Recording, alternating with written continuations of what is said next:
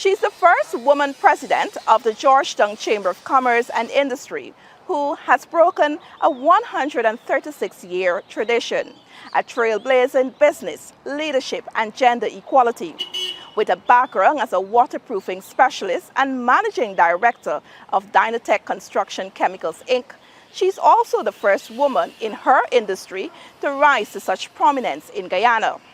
Her name is Cathy Smith, and she's not just making history, she's shaping the future. Tonight on Sources, we sit down with Cathy Smith to discuss her groundbreaking election, her plans to empower women and entrepreneurs, and her bold stance on protecting local businesses in Guyana's rapidly evolving economic landscape.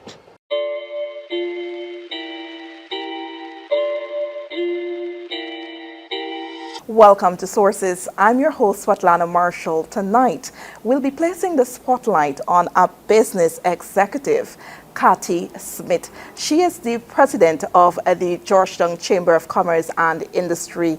Ms. Smith, thank you so much for having me this evening, and welcome to Sources. Thank you so much, and it's a pleasure to be on this show. I've heard a lot about it, so I'm happy to be here, being spotlighted, and I'm hoping that whatever is presented, whatever information is shared, that it can impact the lives of women. Thank you. Ms. Smith, tell me, who exactly is Cathy Smith? We know that you were elected as the first woman president of the GCCI in 136 years. Quite a milestone, quite a place to be. But tell us, who's Cathy Smith? A lot of words can describe Cathy, but I think I'll go back to my childhood to start a bit adventurous. I was raised on the East Coast. I like to call myself a country girl, by my grandmother, because my mom was pretty young and she also had her dreams, so she was focusing on her dreams and her young daughter at a time. So I connected well with my grandmother and my aunts and uncles. Growing up in the country, we weren't prevented from doing certain things. We were allowed to explore, we were allowed to visit neighbors and all of these things. So I became quite adventurous there, and it led to me becoming an active person in school, but not in academic. I was always the fun one, the playful one, and those sort of things. I think when I got into high school, which is Golden Grove Secondary School, a school that I'm very proud of, just walking distance from the area that I was raised in, which is Haslington and the East Coast. I did not do too well through the 5 years there. I did not see it as an issue because we weren't allowed to focus on that. It was just basically get into school and go home back. So when I wrote CXC for the first time, I did not come out well. In fact, you can consider me a failure at CSEC for the first time. But that did not stop me because I think when I went home and had a conversation with my dear grandmother, she sent me off with some guilt. I expected, as usual, some discipline, and she just said, well, what are you going to do, in her country tone? And I felt so guilty, and I said, you know what, I got to do better. And the October of that year, I went to another secondary school. May, June, following year, I wrote CSEC. August, month 10 CX result came out, and I came out as the best graduating student for that school. And the intention was for me to come to Georgetown to go to QC, but my grandmother said, you know what, she think I should go and work. And I heard what she said when she said, you should go and work, because we were living in poverty, right? If you want to say abject poverty also, which I am proud of, because my story is not unique when I talk about that coming from the East Coast, right? But I think what is also important is the resilience of the people who come from the East Coast who were brought up in poverty. And I decided to go and teach at the first secondary school. So I started teaching at the age of 17, fourth and fifth formers. So you can just imagine a child in somewhat teaching children. So it was a bit challenging for me. But I continue. I found a good mentor there, one gentleman called Raymond Reese, who was the HM for Golden Grove Secondary School. And Mr. Reese kind of showed me the way, along with other teachers, who, by the way, were my teachers at Golden Grove Secondary School. And I think teaching there, I realized I got the opportunity to change lives. But for some reason, I did not want it to become a career. So I left teaching, but that not before I went to the university. I did my degree in business management, and then I went into the private sector, and I fell in love with the private sector. What led you to business? I think I thought first it was me being introduced to business subjects. When you get into fourth form, you got to choose your stream.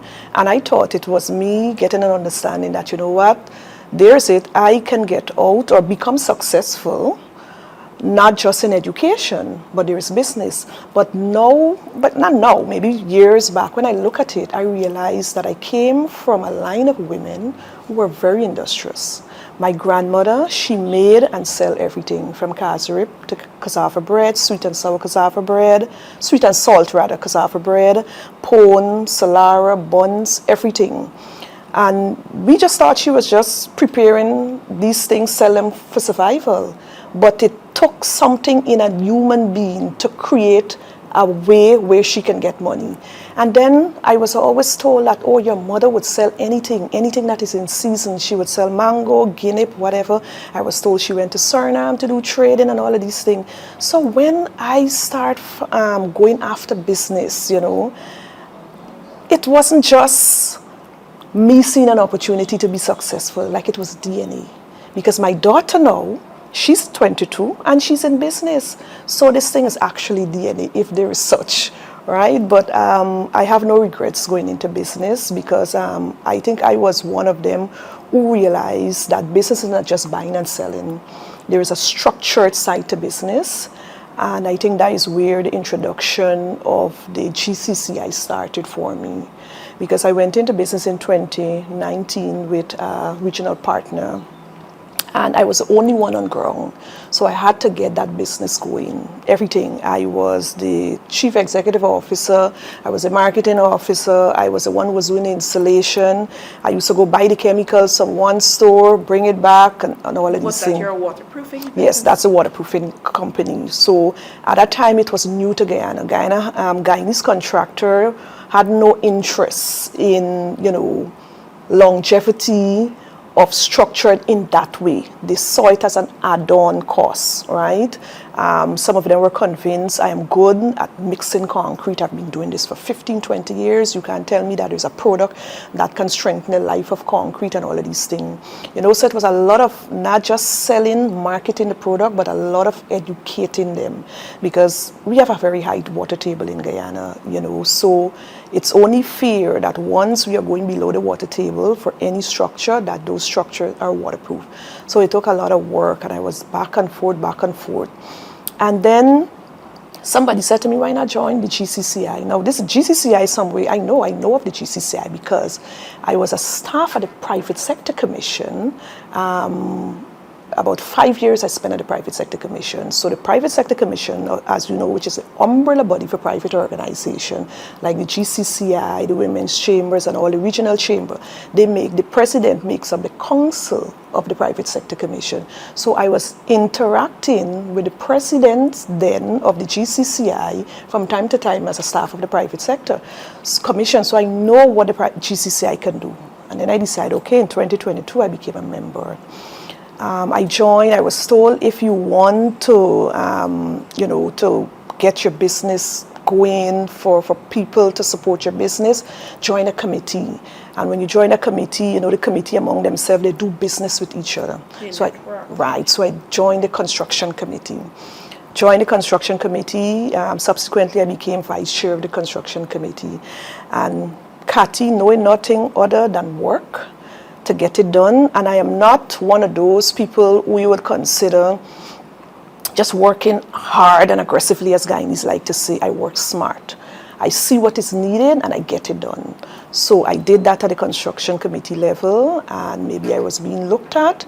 The following year, in 2023, I was elected to the council, the 21 individual that managed the affairs of the GCCI, and then I became the secretary on the executive management committee of the 5.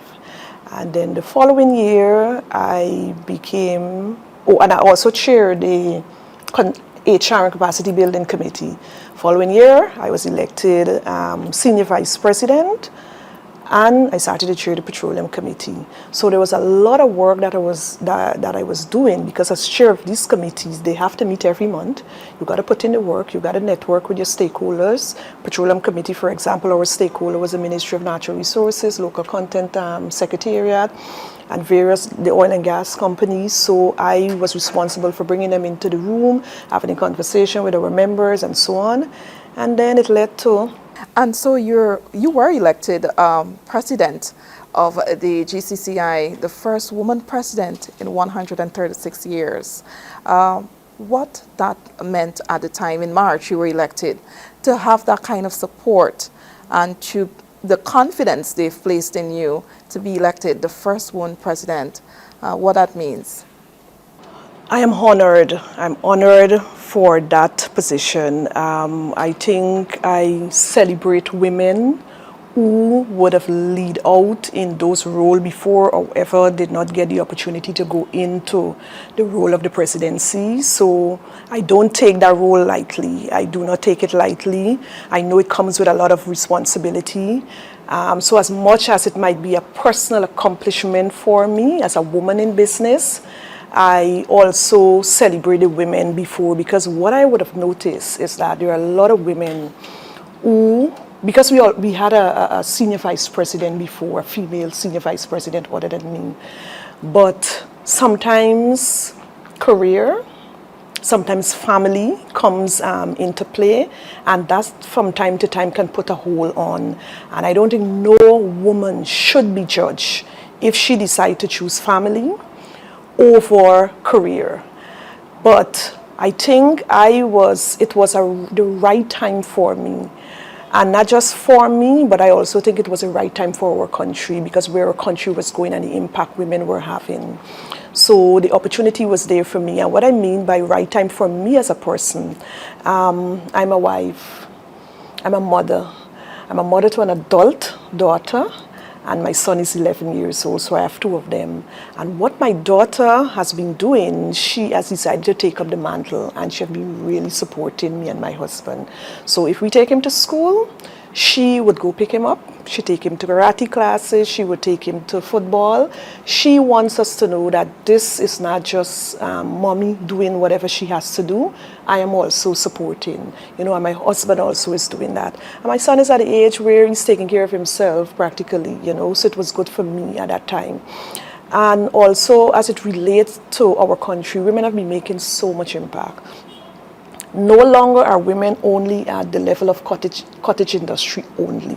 We have moved past that in Guyana. And even when you find women that are still at that level, if you notice, they're scaling very, very fast. So women, for example, at the GCCI, we have over 46% of our membership are women-owned, women-led companies. So that right there tells you of the magnitude of the GCCI. On our council, the 21 individual, I think 6 of us there are women in business, We have strong women like Dee George, that is a proprietor for Hordmanston. We have Mary Nagasar, which is a director of Hand in Hand. Evie, which the young woman that owns Java. We have Christia, Ram Lagan, who owns Lodestar, Melissa George, McCrae, who owns Guyana Payroll Solution. And all of these women are at a high level, executive level, senior management level, right? So I think the opportunity was right for women in business, that, it's about time a woman be spotlighted into this position, So as much as I said, I celebrate it as a personal achievement for me. I can tell you I take my role very seriously, especially as it relates to ensuring that the GCCI become a place of diversity, where to continue rather to have women in bold spaces, to have boys and girls being able to dream and say one day, you know what, this is something that I can do, you know. So it's a role that I'm really enjoying at this moment. Was it easy for you to get to the top? I know you walked me through from 2022 and we're here in 2025. Was it easy, and how do you navigate, you're in construction, how do you navigate that male-dominated industry, and what are the challenges confronting women like yourself? Well, at the GCCI, and I think that is why we continue to lead out on issues, policies, advocacy area, because the men at the GCCI, I think sometimes the men are not given their flowers, if they might want flowers. But 136 years ago, 100 years ago, women had no interest in business. There were some women, of course, who were breaking the glass ceiling. But women find it comfortable being at home, taking care of the children, and doing small areas like they were a lot of them were seamstress and so on. So at the GCCI, for a number of years, the men at the GCCI ensure that our council, our leadership is always a third of women. So I was actually just building on the shoulders of women who already were occupying the space for me. But it's just that I think there was some stamina inside of me, some resilience, and I pushed forward to ensure I get to the area of the presidency. And my advice, Svetlana, to women, if you say you want the role, take it up. I know we have the babies. I know we have the home we have to take care of. I know we have the husbands, the partners. But if you say you want the role, you got to take it up. Because I can tell you, no change, nothing new comes without sacrifice. And you have to ensure you sacrifice. I just mentioned to you, sometimes I'm going home in the late nights. I'm going home because I know my daughter said, you know what, mommy, I am going to support you. So if I wasn't getting that support, if I didn't have the strong conversation with her to say you got to support your mother, I couldn't have been in the room doing these things. So I'm saying to ladies, if you're getting in the room, if you want to be in the room, you got to talk to the family and say to the family, listen, we got to make some sacrifices, you know. So those are some areas, you know, that, you know, we really have to consider as female. Challenges, they would not go away. I can tell you, they would not go away. There are some individual, and I can tell you both male and female, who sometimes believe that a particular individual doesn't belong in a room. And that could be that maybe they were there for a number of years and they have been doing it. Take, for example, somebody might say, Cathy Smith joined the chamber in 2022. Why should she become president, female president, when I was at the chamber for 15, 20 years? And that's okay. I understand that. I fully understand that. But what I want to say to that individual is that what Cathy Smith did is that she understood what was needed and she went after that. And that is my advice to a lot of women. So I know it's difficult for us. It's difficult for us because me, when I go home, I still got to clean my home. I still got to look at the laundry. I still got to have this serious conversation with the children that, you know what, you got to do this, you got to pick this up. All of these things, I still got to do it. But I know that I want to make the change and I got to sacrifice to make the change. But I think one of the issues, if I may, that women are still going through is work-life balance. You would still hear women talk about that from time to time, work-life balance. And I want to encourage colleagues of women in leadership, whether it's female or male, if you can find ways to support those women that are climbing and breaking glass ceiling, you should. Because this is the opportune time for us. There's so much studies that show when women are in leadership, organizations are managed better financially, employees are impacted more, you know, and all of these things. But we must find a way to support those women in leadership. I think one of the areas I would love to see happen, and it's a conversation we have started at the GCCI level, where we want to encourage business owners to have something called not just an aftercare, but a child care system or service at their office. There's so many, if you visited so much companies, there's so many rooms locked up with old desks and chairs and all of these things. Hire somebody with a specific qualification in early childhood, put them on the payroll, and say to the females and the males, you can bring your baby back. You can go, if you want to pick them up at 3:30, and you can bring them back there. Because I can tell you, we had some conversation and we are told once a woman or a man know where his children are, those young children, they're going to give you all that they can at the workplace. So we're still battling with those, but I can tell you, Guyanese women, especially the ones in business, are very resilient. What is your vision now that you've achieved the presidency of the chamber? What are some of the issues you said, hey, now that I'm in this position, I must address confronting businesses, confronting women who are in business? So there are quite a few, because I think at the GCCI, and that is why I think we continue to be a prominent organization. We have 14 committees at the GCCI, 14 committees. We have one of the largest secretariat for business support organization. Two of those committees happens to be subcommittee, but yet still they are very strong, which are Legal Affairs Committee and our Health and Wellness Committee. But these committees must meet every single month because they have to report to council. And at all those committee levels, we are pushing different areas. For example, Governance and Security Committee.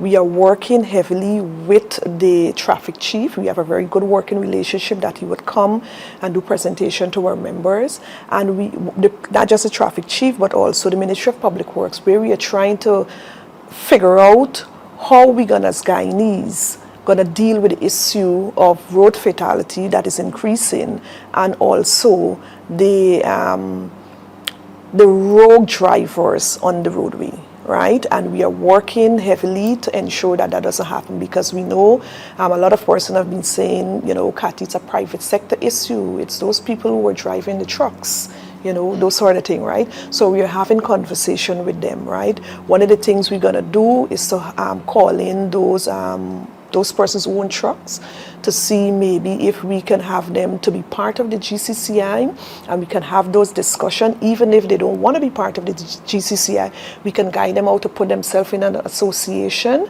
and they can hold each other accountable, you know. So apart from that, so another committee, for example, we have the Green Committee. The Green Committee is now working on ensuring that we have our Forest Green Summit, right? We have the Petroleum Committee. The Petroleum Committee has been working aggressively with the Secretariat, Local Content Secretariat, Ministry of Natural Resources, to look at various areas. But I think one of the things that I want to ensure, that, you know, once our committee are being pushed, because myself, I chair the advocacy committee. So any issue that a country or members rather is dealing with, it comes to me, right? So recently, one of the issues we have been dealing with is the complaint of our city not being properly clean. So it wasn't just a government concern, you know, the private sector also was dealing with it. We were looking at all the derelict vehicles that are on the road, and you know, these sort of things. So those are some conversation I plan to have, because I've been doing a monthly walkabout with our members. And our members are saying to me, you know, this is what's happening on the street, Kathy, the street needs to be clean, and those sort of things. So I'm working with that. But I think one of the areas that might be of interest to women in business is that the GCCI at the end of July would be opening our first micro learning and training center for women. And I was just about to ask you about that. Yes, that's something. I think it's a real celebration for the women in business, and I can tell you it's an initiative that the men at the GCCI have been really pushing for. In fact, it was boarded under our agriculture committee. So I would have signed the agreement with an organization out of Canada that would have given us a grant.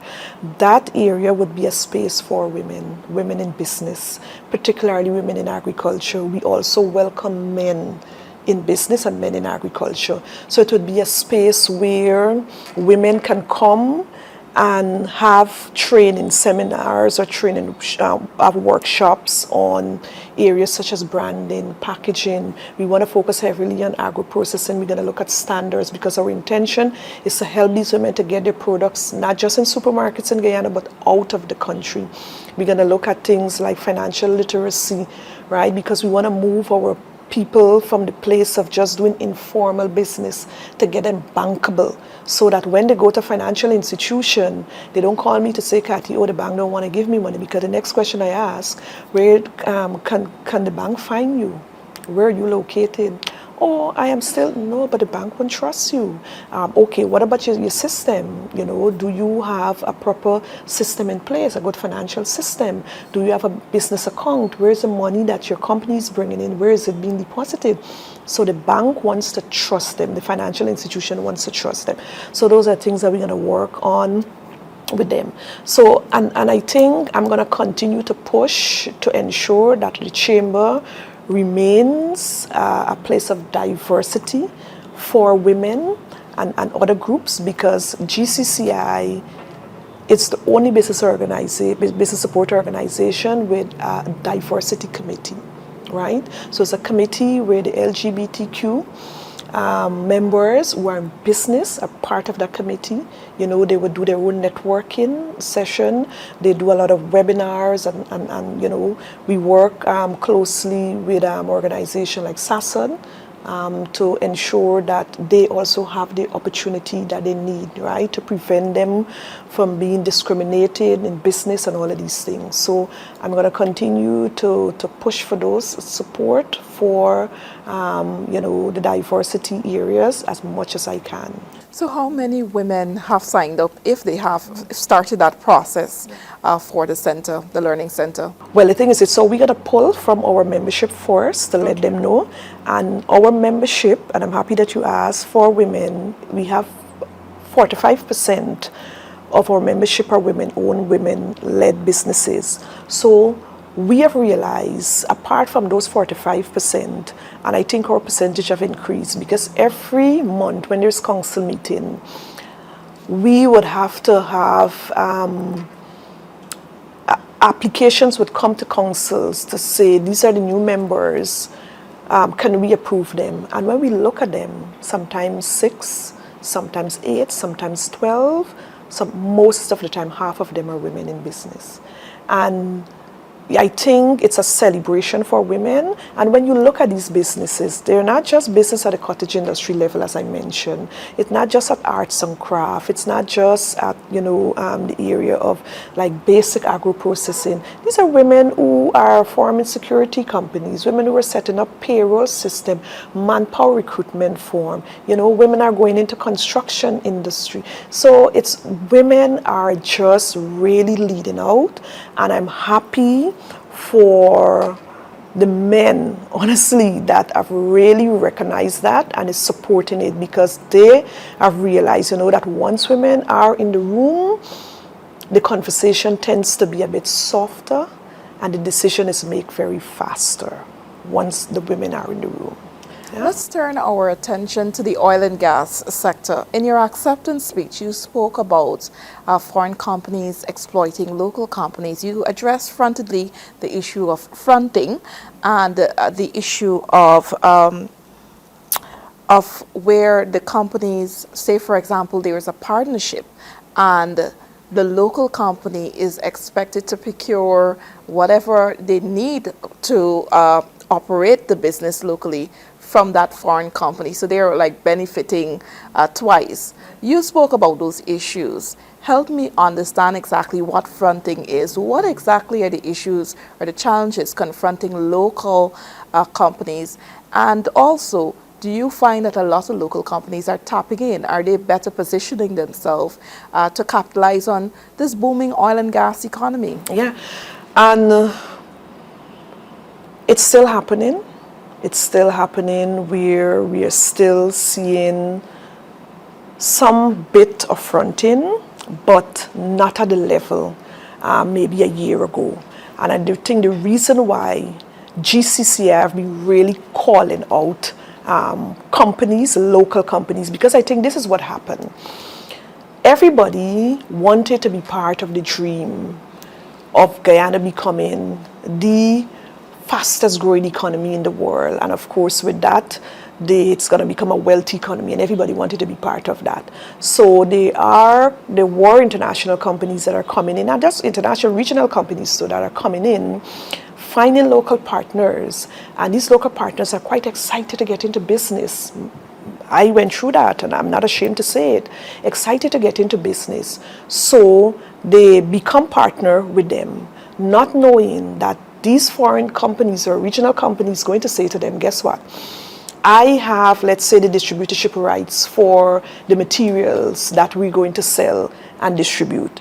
I also have the equipment that I can bring in. I have the labor, the expertise that I can bring in. So as I bring those in, you know, as a local company, you have to ensure that you repay me for them. But that's fine. That's fine. But you must do it in such a way that your partner is also benefiting, right? Your partner is also benefiting. But what we would have observed is that those regional and international companies, what they were doing, as they demand the local company purchase from the international or regional company, we find that the revenue was being increased drastically. Inflated the prices. It was being inflated, kind of double dipping in some sense. So they were taking out the money through the revenue, and then at the end of the financial year of the company, they go and they take out it as profit too. So it was an unfair thing for businesses. So I think a lot of locals are getting smart in that way.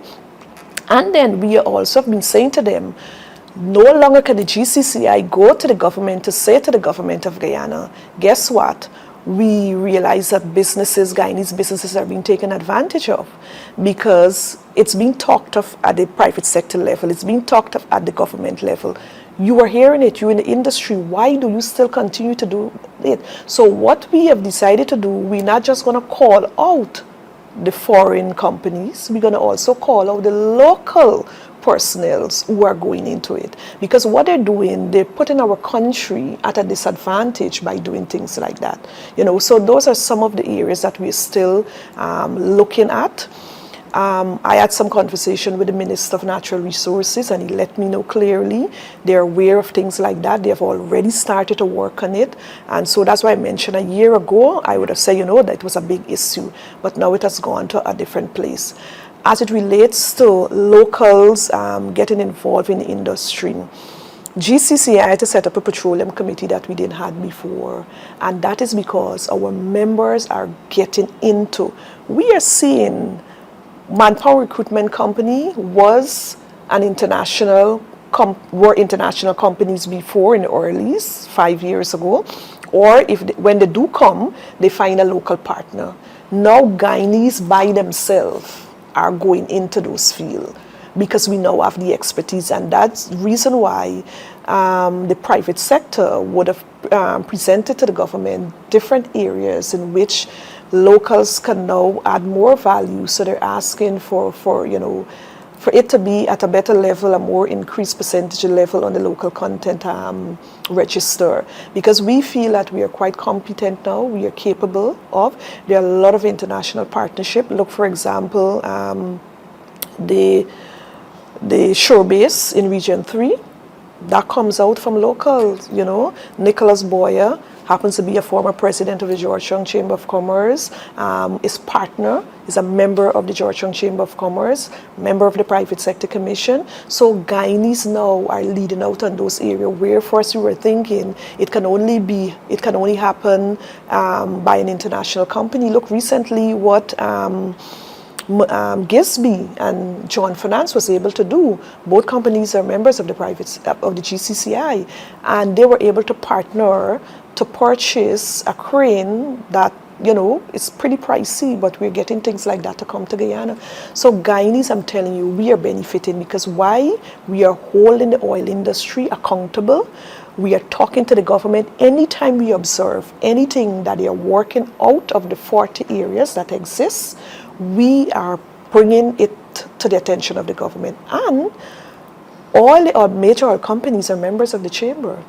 Exxon, MODEC, SBM, they're all members of the chamber, and the others tier one. So we now are at the point where we can pick up the phone and say to them, this is what we're seeing, you know. But I can tell you, I think because everybody's holding everybody accountable, I can see there's more respect for each other in the oil industry. No longer are we considered locals. We are the local Guyanese partners, right? Doing serious business with the international companies. GCCI, we from time to time, we do quite a few missions. Last year alone, we did about 8 missions. This year, we already started with a few inbound missions. We did our first for the year outbound. We went to Texas, where we attended the Offshore Technology Conference. We took about 40 of our members to that conference. They were able to come back with opportunities, partnerships, and those sort of things. So we are not just waiting. In November, I can tell you, we are going on another mission. September, we are going on another mission. We would announce those from in time to come. But we are not just waiting too for the regional and international private sector to come. We are going and meet them, and we are working with a lot of the ABCs countries who are saying to us, "Hey, Kathy, we have some members are coming in. Can you meet with them? Can you have some of your members meet with them who have an area that they're interested in?" And those are things that we're doing as a GCCI. So I can tell you, this oil industry, Guyanese is benefiting from it. Guyanese. What are some of, you spoke earlier about the local content register, and I know that the Minister of Natural Resources would have spoken in the past about having the Local Content Act amended to strengthen it in a sense. What are some of the evolving sectors that you think should, the services that you think should be included? I know there have been calls for the expansion of the list of services from 40. What are some of those services that should be included on that list? Well, we would have submitted those areas to the government, and I want to give the government an opportunity to present it to the public because it was a private list that was presented to them.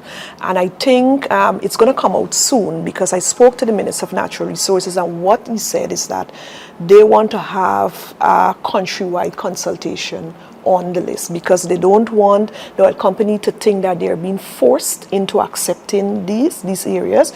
Neither do they want Guyanese to think that just because it's our country, it means that whatever we demand, if we demand to move an area from, let's say it was 50% and move it to 90%, it happens, because we must look at if Guyanese are actually capable of doing it. But I think in a few, I think the government of Guyana is going to present that because I don't, like any business opportunity or strategy, we expect negotiation. So I can tell you, in some way, maybe the private sector was a little bit ambitious in some area. Maybe the government might say yes. The oil companies might agree that the private sector can go, or maybe they might say no. And then the private sector might say, okay, maybe not 90%, give us about 70, 75%, and we kind of negotiate. But I think the public would be aware of those areas that we would have pushed in a few. Okay. Right? But it's all in the interest in ensuring that Guyanese continue to benefit in the oil industry. Guyanese businesses, companies, in fact, particularly those in the manufacturing sector, would have consistently complained about the cost of doing business, the cost of electricity and its impact on manufacturing.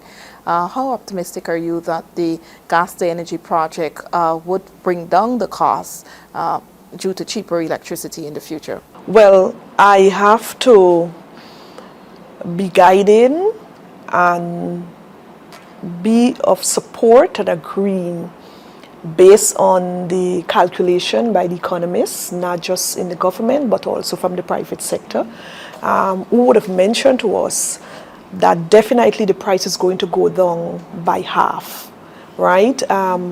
We also realize not just the force gas energy project is there. There's also a second one. Bids have already been out for that. The government has also mentioned to us that there are other areas that they will be looking at, other hydro areas, to ensure that manufacturers have the opportunity to manufacture and compete not just at the Caribbean level but also at the national level. So I can tell you the GMS, the Guyana Manufacturing and Services Association, Private Sector Commission, GCCI, this is something that we have done the due diligence on, we have done the studies on, and our economists have let us know we are going to see exciting times in another year or two for Guyanese manufacturing companies.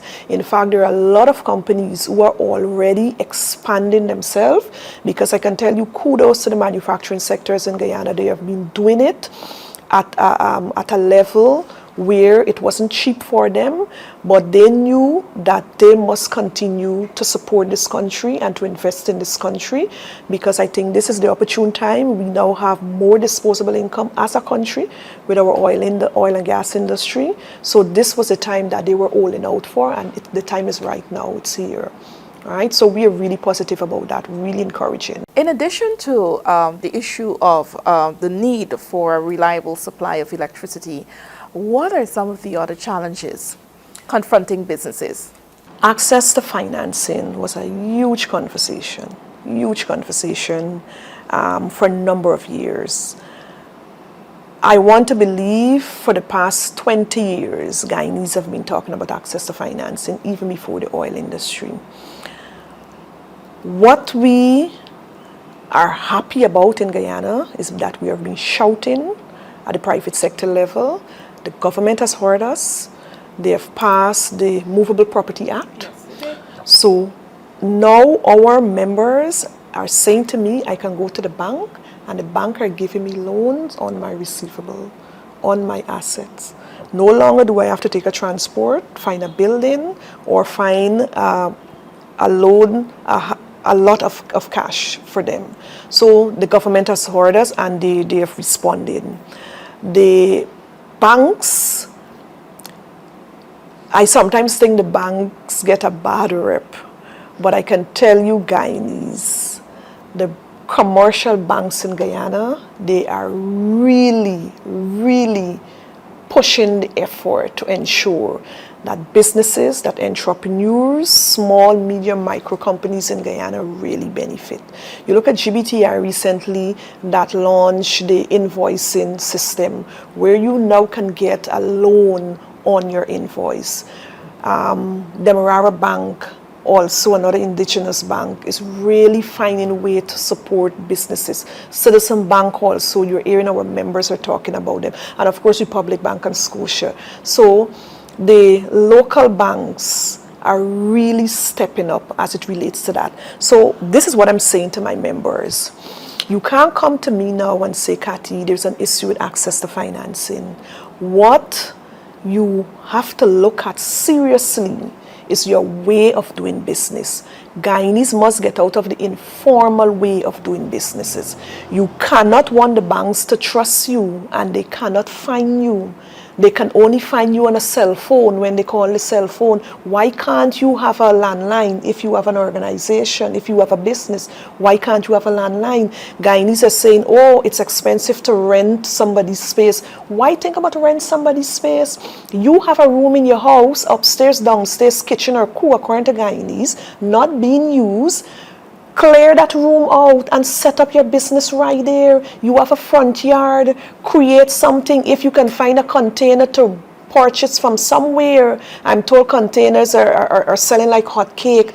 Or take a container, paint it over, you and your husband or your spouse or your children can paint a container and set up your business. But the people need to know when they call Cathy Smith to work and find out where can I find Dynotech Construction Chemicals Inc. I can say to them, This is where we are located. We are on Garnet Street, and I just did an ad there, sorry.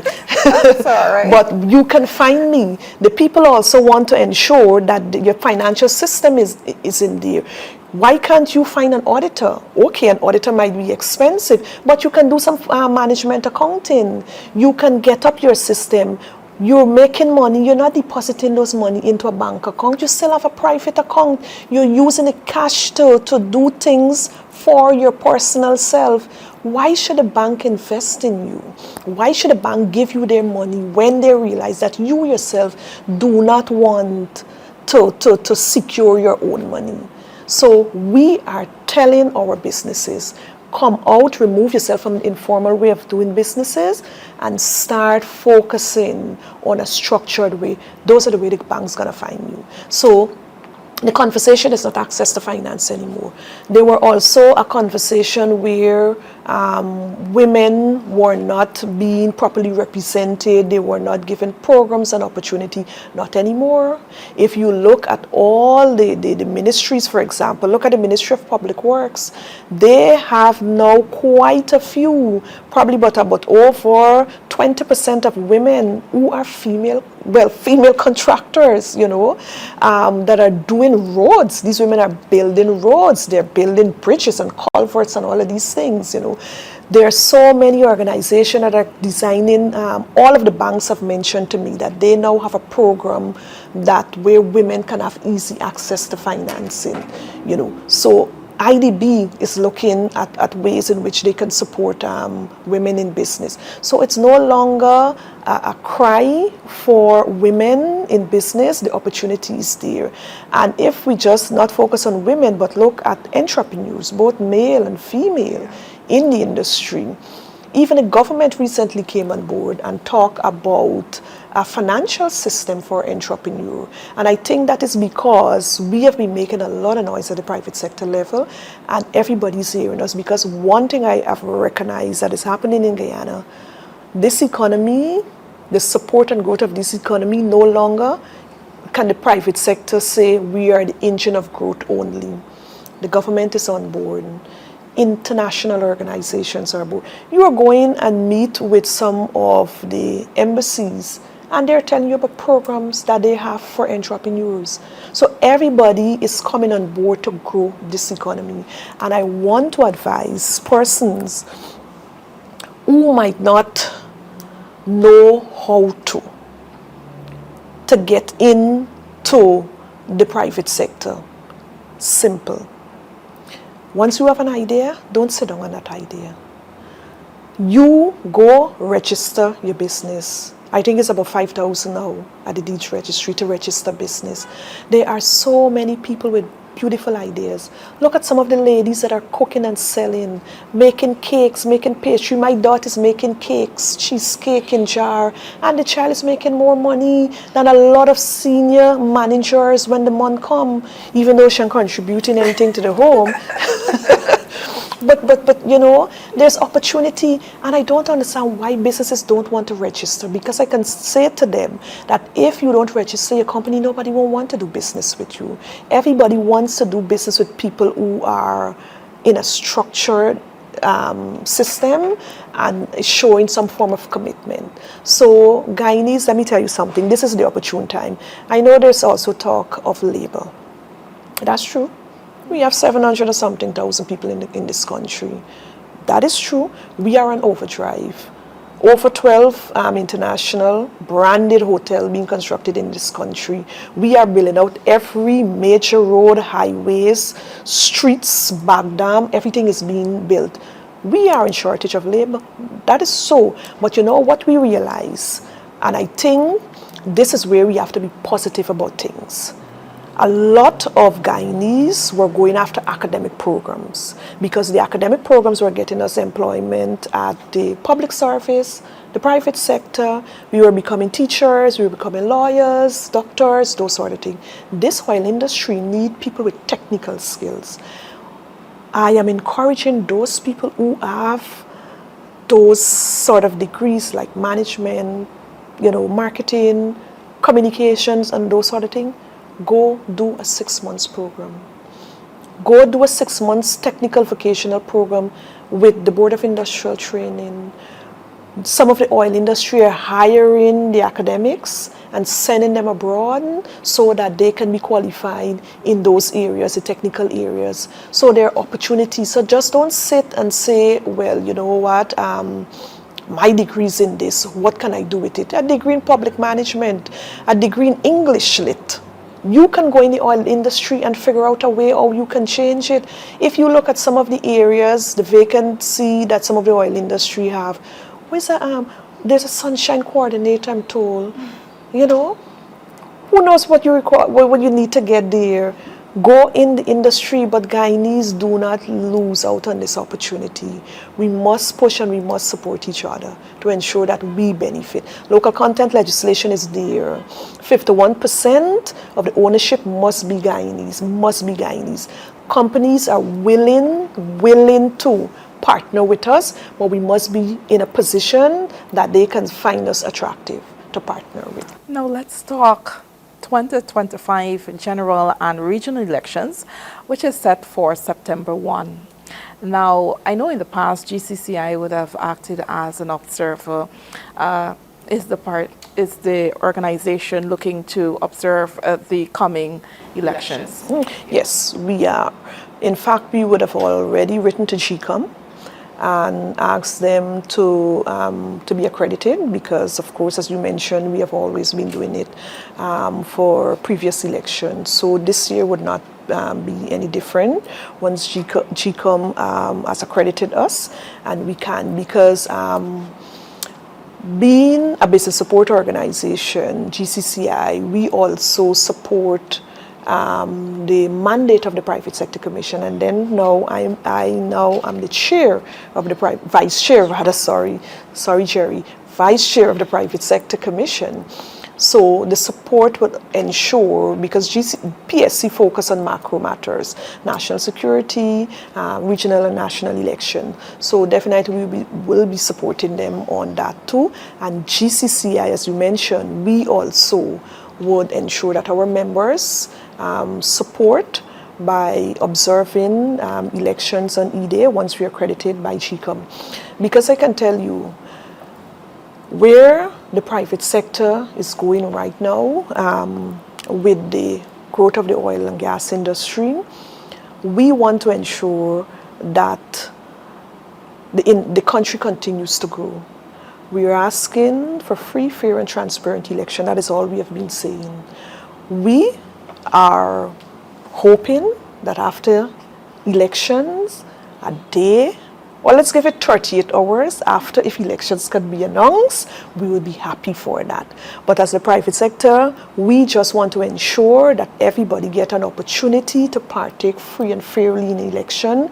Nobody's disenfranchised. So we're going to be at polling station once we're accredited by GCOM to observe, like other scrutineers that will be there, to observe that everything is happening fairly as it relates to elections, right? Aside from writing, seeking accreditation, to be an observer, have you been able to, the organization, to have a sit down with GCOM to understand the systems that would be put in place to ensure that there is free and fair election? Well, the Private Sector Commission had had some conversation with GCOM, and they would have passed it down to the Business Support Organization.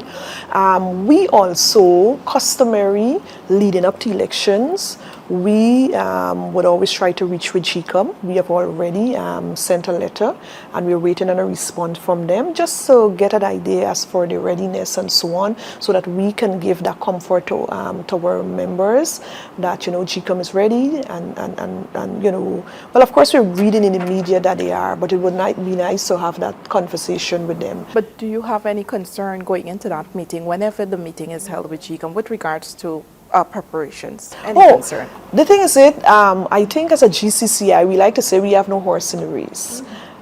We have to trust the system that is being put in place by GCOM, the support that they're given to by the government for the readiness.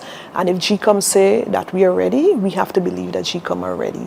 right? And I think based on information in the media, GCOM is saying that they're ready, and I think that is something that we would have to support as Guyanese private sector, because of us as a civil society organization, we have to ensure that, you know, there is stability in our country.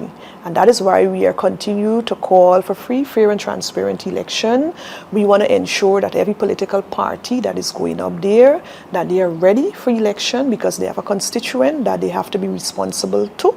And I want their, I think as a private sector, we would like to know that each constituent feels that they're properly represented by their political party and they're ready. Because I can tell you, Guyanese are passionate people about election. For some reason, I don't know, we love elections, just as how we love pepper pot and cook up and roti and curry. For some reason, we love elections. And we want to ensure it continues, because what we can't take from each other is that six ethnic group. We can't take that from each other. I don't care what might be peddled for whatever reason. Guyanese are lovers of each other, right? And we have been demonstrating that for a number of years. You know, I grew up on the countryside where it was always a blend for us. It was always a mix for us. We had to respect and regard everyone. And I am seeing Guyana is at that place. We are heading back to that place where we are comfortable as a people. I came back from the US a few weeks ago, and every time I reach somebody from Guyana that I know, they're excited about Guyana. You know, one colleague said to me that he came on a plane and a non-national got up and said, "Welcome to Guyana," you know, and he said he was looking at this individual and said, "But you're not Guyanese." But everybody's excited to be in this country. I can tell you, when you talk to our private sector individuals, they're happy about the growth, not just in their business, but in their personal life. These people are getting the opportunity to buy a second home, right? They're getting the opportunity to build their first home, to buy their first vehicle that they wanted to buy, their second vehicle. You know, you look at Guyanese, we have members who are simply in the business of peeling garlic and selling to a few restaurants. They're saying to us now that the garlics are on supermarket shelves, and people are thinking about getting it into North America and the UK, you know. So I think it's a really good time for us as Guyanese, and I just want us to celebrate that good time, continue to respect each other. We come from a place, all of us, we come from a place where we're told to say good morning, good afternoon, auntie, uncle, those sort of things. Let's not lose that, right? We are a people. Election should not separate us, right? Despite we love it, we're passionate about it, don't let it separate us, right? Let us go to the poll as responsible Guyanese, vote, go home, wait for the result, and then you celebrate. If your political party would have won, you celebrate and let the country move on. Let the country move on. When all is said and done, what you would like your legacy to be as we wrap up? I say to the previous presidents of the private sector, of the GCCI, who of course all male, I say to them, when you guys became president, you had to continue the work of the GCCI. But I think it's an opportunity presented itself for me, apart from continuing the work of the GCCI, the focus on local content, because of course, you know, that conversation would have started right in this boardroom for local content. The area where Guyanese now have free entry into the UK, that conversation started at this table. So they continue on the work, and of course some of them had the mandate that they wanted to. I still have to continue with my work, continue supervising my 14 committees, continue to turn up to meetings, to build bilateral relationship. But there's a new constituent that is reaching out. They're called women in business, that they're reaching out to me, and I cannot not pay attention to them because of course I'm a woman in business. So when I was elected, I think the day when I was elected, a reporter asked me what would I like to see happen. And for me, for women, I want to see sustainability and profit. And the reason why, I can tell you, as I mentioned, I'm seeing so many women are getting into senior leadership roles. Not just anymore we can only do tie-dye and we can just plant some crops, or we can, rear a couple of chickens and so on. We are getting into the serious private sector place. And I am so excited about that. But what I want to do is to help to ensure that the women can sustain that. I don't want them to come with the ideas and then get born out. And for them to sustain that, they must work on the system. I can tell you the system is so important. I have my business. People out there ask me, Kathy, how do you do it? President of the GCCI, Vice Chair of the Private Sector Commission, how do you do it? But you know what I did? I hire strong. I hire strong. So I hire based on merit, because I know what was my plan, I know where I want to go. So I ensure that the people that is in my company, if I'm not there, they can continue to support my business. And I can just be there if it's only to sign the document or sign the checks or whatever. But what I do, I ensure either I start my day there or I finish my day. So this evening, I will finish my day at my office. But I want to support women, and I want women to say to themselves, you know what, I just don't have to be shy about doing business. You look at the regional, the women in business regionally, especially in Jamaica, those women are strong. They're in top leadership, and they're confident about getting there. Right here in Guyana, we have to get to that place, because I can tell you, the men of the private sector in Guyana are very, very supportive. So I want to ensure that women, in another 2 years, if I'm re-elected for a second term, that a woman can see me on the road and say, hey, Kathy, you know what? I just had a cell phone. I was doing business whenever at my home. I now have a 5x5 or a 10x10. I have 2 employees now there. I now have a yearly revenue that I can see, and it's in a bank, and the bank now is giving me some money so that I can scale. I want to see them sustain themselves.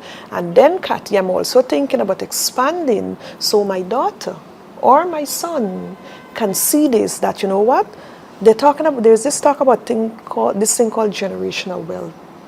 I can see it now. So I really want to support the women in business in Guyana. There are a new breed of them are coming out. They're bold, they are strong. No longer can you find them only in parliament and as government ministers and head of public sector agency. Oh my God, see them in business, and they're bold. So I want to support them, and I'm hoping that my legacy can say, you know what, well, I don't know, because sometimes I meet people and I'm telling this a trend that I taught in school, and I will say, Miss Kathy, do you know I'm studying medicine because you said so? But I can't remember, because I did, hundreds of children. So sometimes too, you don't even know where your legacy is, where it might impact. It might just be a simple conversation you had with somebody, and they make a decision, you know what, I'm going to do the right thing. I'm going to pursue this. I'm going to find the courage to do this. And you meet them in another 10, 15 years, and they said, you did this to me. But, directly at the chamber, that is what I would like to see. Women sustain themselves, and they become profitable. Well said. Congratulations again on all that you've achieved thus far, and all the best in your endeavors. And with that, we have come to the end of this edition of Sources. I've been your host, Svetlana Marshall.